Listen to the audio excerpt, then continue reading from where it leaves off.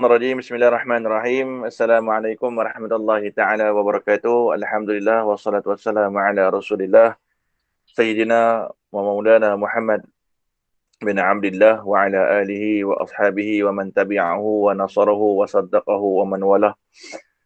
Alhamdulillah, pertama-tama dan selamanya syukur pada Allah Subhanahu wa taala hari ini hidup lagi. Dan alhamdulillah buka-buka mata, celak hidup lagi, hidup tertati. Dan alhamdulillah Allah Ta'ala masih panjangkan umur kita dalam keadaan beriman dan juga dalam keadaan Islam. Nikmat yang paling utama, nikmat iman dan juga Islam. Dan alhamdulillah Allah Ta'ala tambah lagi nikmat. Hari ini kita hidup di dalam bulan Ramadan pada hari yang kedua. Alhamdulillah. Baik, semalam kita menyentuh berkenaan dengan ayat tentang kefarduan puasa di dalam bulan Ramadan. Kak Nani boleh tutup mic tu.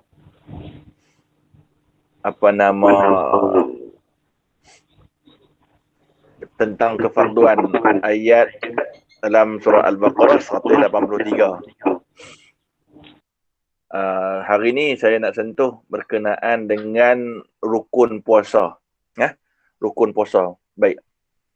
Rukun puasa dia ada dua. Yang pertama niat. Okey. Rukun puasa ada dua. Yang pertama niat. Baik, dalam niat tu dia ada 3 benda yang wajib kita kena ada. Sobat semayang jugalah. Kita panggil dia apa? Qasad, ta'arud, ta'yin.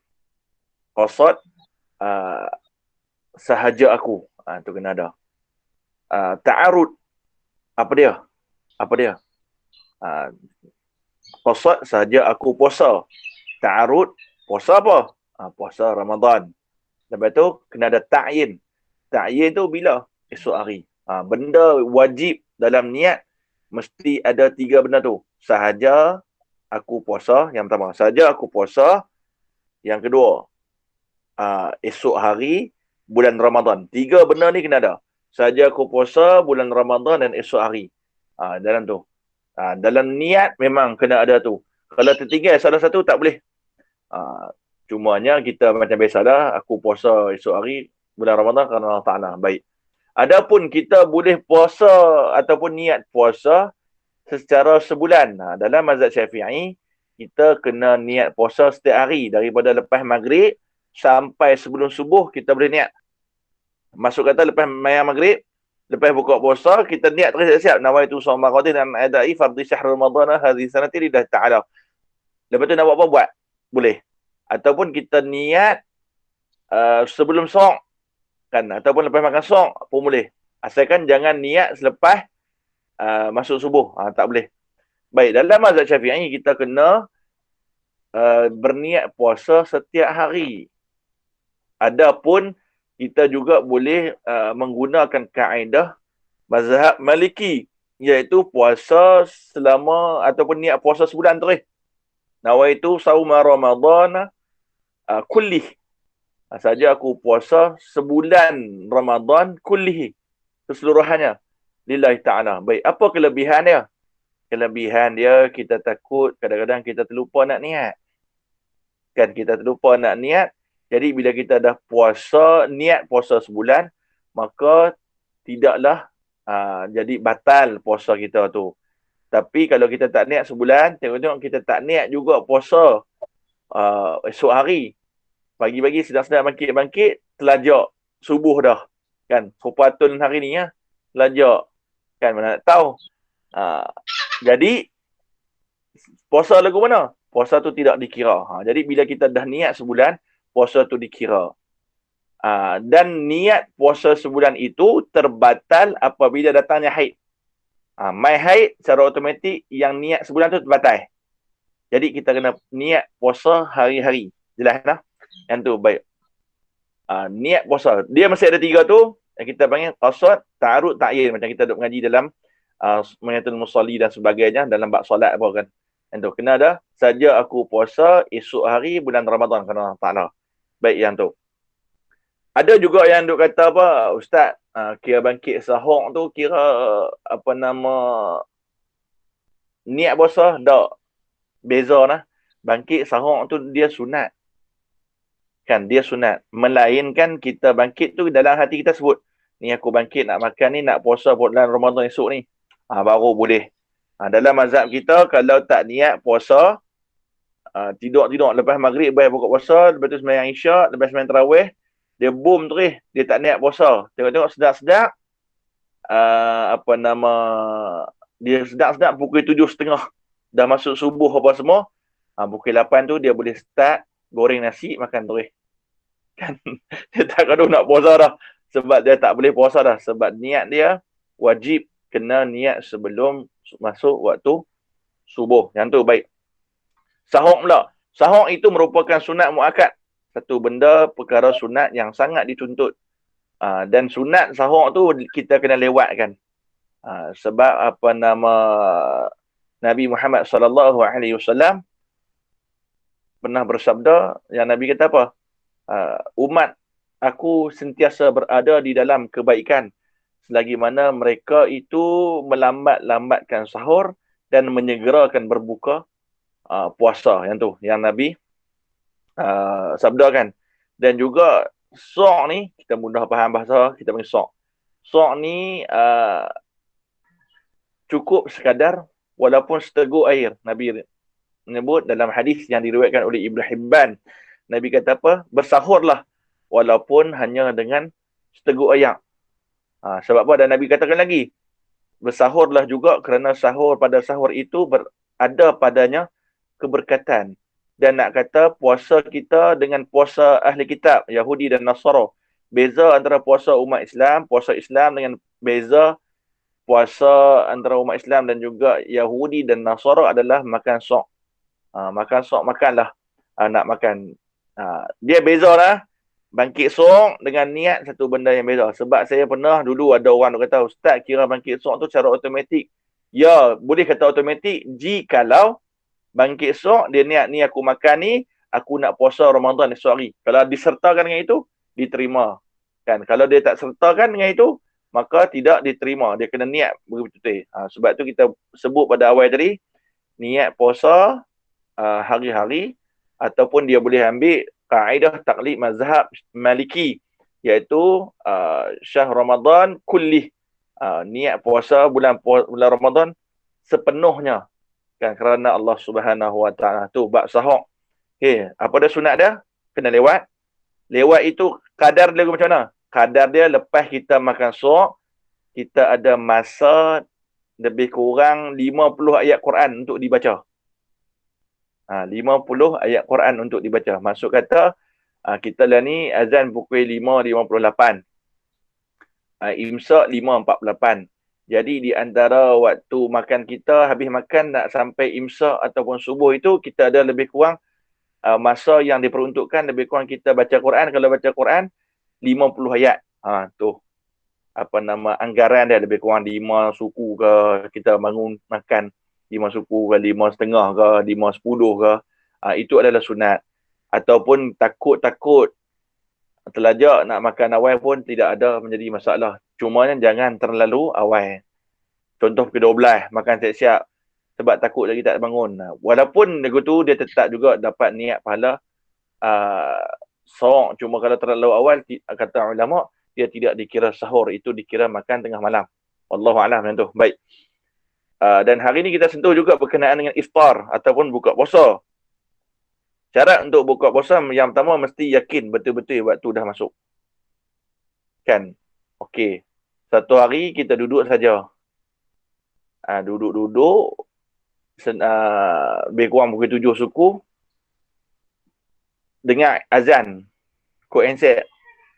Kita pun balas makan terus. Sah tak? Ataupun diterima tak puasa kita? Kalau jadi kes lagu tu, secara automatik puasa kita batal. Sebab syarat iftar mesti yakin betul-betul waktu dah masuk. Mesti yakin betul-betul waktu dah masuk. Baik. Yang kedua, membuka puasa sunat kita segerakan. Tadi kita sunat kita lambatkan. Yang ni kita sunat kita segerakan. Sama juga pada hadis yang sama. Sebenarnya hadis tu hadis yang sama. Yang Nabi kata apa? Umatku berada dalam kebaikan selagi mana mereka itu melambat-lambatkan sahur dan menyegerakan berbuka puasa. Yang tu. Dia kira kata buka puasa tu dia baru semayang. Tak usah dia buat rajin nak pergi semayang terus. Dia buat alim terlajak pasal apa? Kan, dengar-dengar azan, tak apa, nak pergi semayang dulu. Tak. Tu terbalik. Kita kena buka puasa dulu, baru kita menunaikan solat. Yang tu. Baik. Dan juga sunnah berbuka puasa.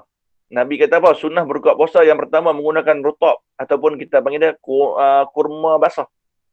Kan, kalau tak ada kurma basah, kita pakailah kurma kering. Kalau tak ada kurma kering, cukup memadai dengan menggunakan air. Ataupun manisan-manisan. Hikmah dia apa dia?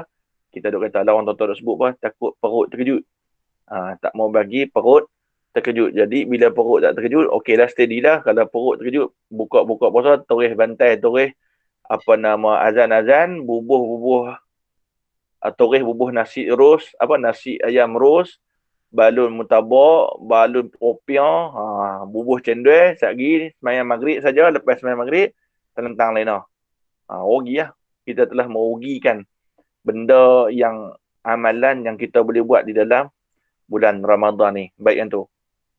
Saya ulang balik. Hari ni kita sentuh berkenaan dengan 3 benda. Yang pertama, rukun puasa. Kan, rukun puasa saya sentuh hari ni satu je, iaitu berkenaan dengan niat.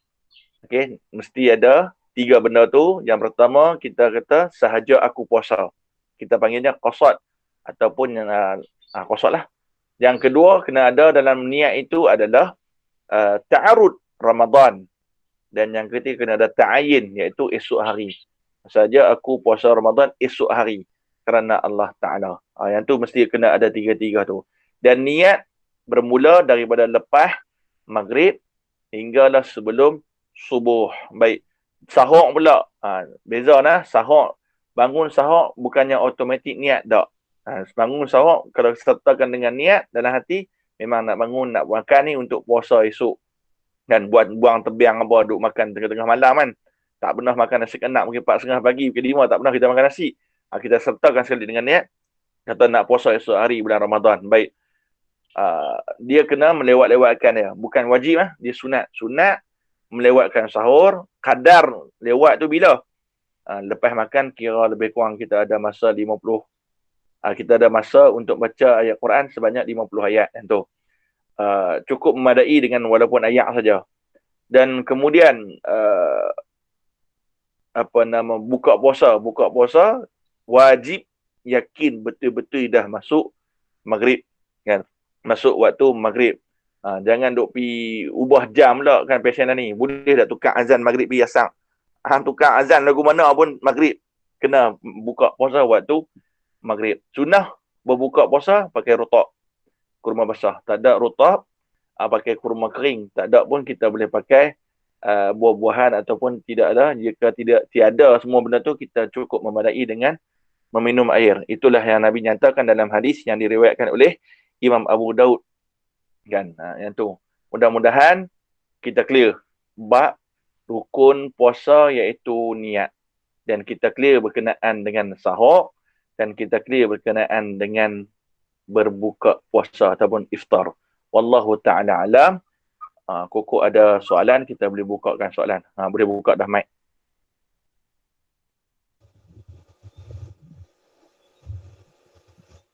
Salam Ustaz. Ya, cukup mic. Assalamualaikum. Yang apa? Yang berkenaan dengan niat sebulan tu. Kalau kata niat sebulan, kalau orang perempuan dia kata haid, dia terbatal. Ya. Kan? Kalau orang perempuan tu dia di awal bulan tu dia haid, dia boleh niat tak Ustaz? Dia awal puasa tak boleh, awal, Tak boleh. Tak boleh, dia tak boleh niat sebulan kan dia. Tak boleh niat sebulan. Okey. Macam Ustaz lah. Contoh hari pertama dia dah haid dah. Dia haid. Dia boleh puasa sebulan lah. Tak boleh niat puasa sebulan. Okey. Yang tu. Okey Ustaz lah. Baik. Okey, Assalamualaikum. Salam. Ada soalan ke? Kalau tak ada soalan, kita tutuplah dengan bacaan doa insya-Allah. A'udzubillahi minasyaitonir rajim. Bismillahirrahmanirrahim. Alhamdulillahirabbil alamin wassalatu wassalamu ala asyrafil anbiya'i wal mursalin wa ala alihi wa ashabihi ajma'in. Amin. Allahumma ya dafi' idfa'na al-bala' wal waba'. Bismillah tawakkalna 'ala Allah la hawla wa la quwwata illa billahil 'aliyyil 'azim. نعوذ بكلمات الله التامة من شر ما خلق. اللهم إنا نسألك رضاك والجنة ونعوذ بك من سخطك والنار. اللهم إنك عفو كريم تحب العفو فاعف عنا وعن والدينا وجميع المسلمين والمسلمات والمؤمنين والمؤمنات برحمتك يا أرحم الراحمين. ربنا آتنا في الدنيا حسنة وفي الآخرة حسنة وقنا عذاب النار والحمد لله رب العالمين. أقول قولي هذا وأستغفر الله العظيم لي ولكم والسلام عليكم ورحمة الله تعالى وبركاته. Salam.